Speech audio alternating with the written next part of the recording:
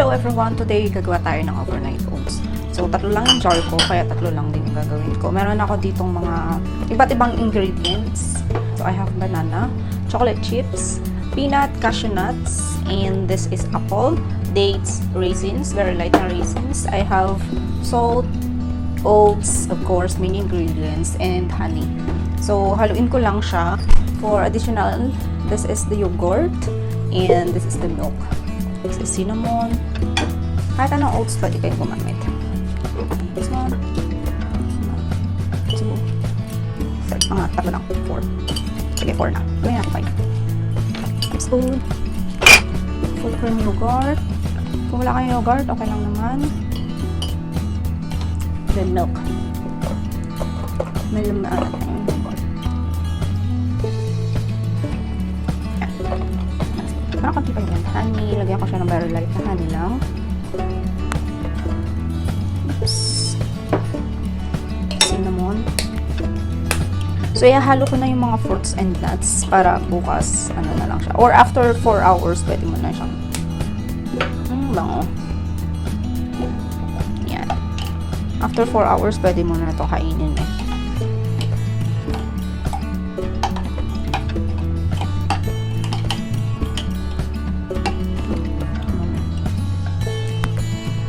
Ang sarap. Nasang ice cream. Dagdagan ko pa siya ng milk. Mas masarap din ito pagka may chia seed. Siya ng apple.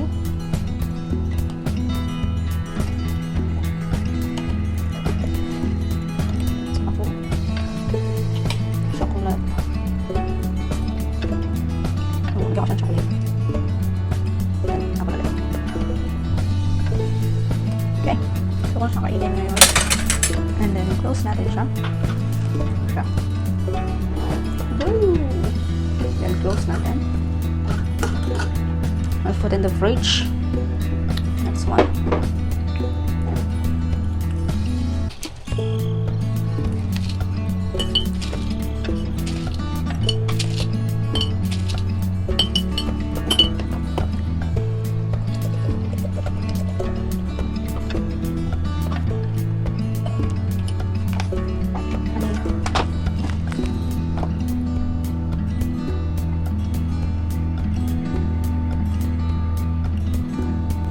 I know, medyo madami ang honey, but we love it sweet. And then, ano kaya yung nilalagay ko dito? Banana naman tayo, girl. Banana. Ano kaya banana? Nuts. Lagyan natin siya ng chocolate nuts. Peanut. Lagyan siya cinnamon. Cinnamon. Lagyan natin konting salt. Stir.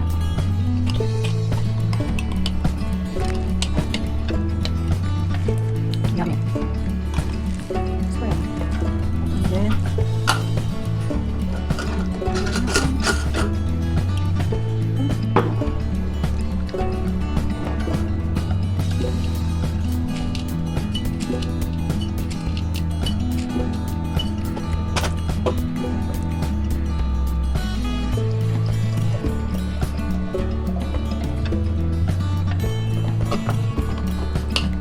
last milk.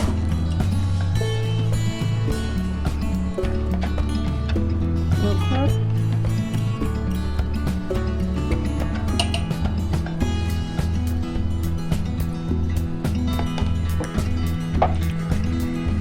Honey.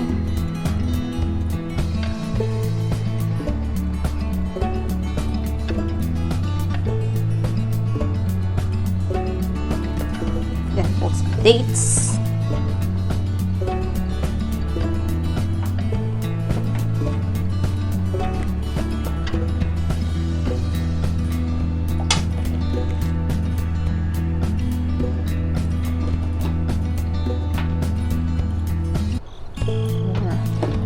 And then raisins.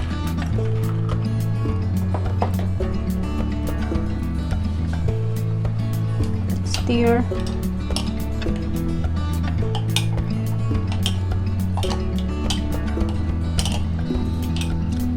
Yummy. Did I put some cinnamon? Let's put some cinnamon.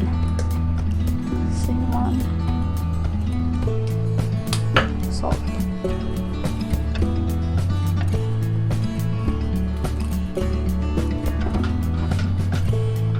Come on. Sarap.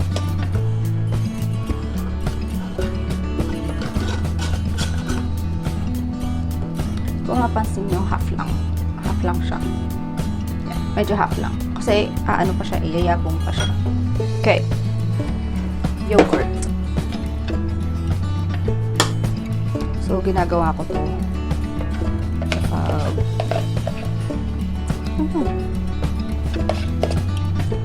But, still have yogurt for laban.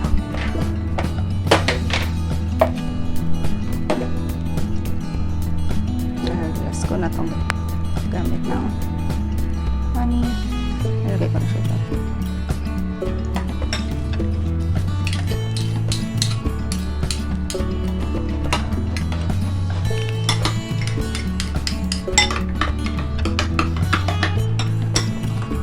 Bit of salt. Cinnamon. Ay po! Napadami. Kasi yung malaki yung ano ko. Yung malaki na yan. Oh my god. Cinnamon. Napadami ang cinnamon. So, lasang-lasa cinnamon to.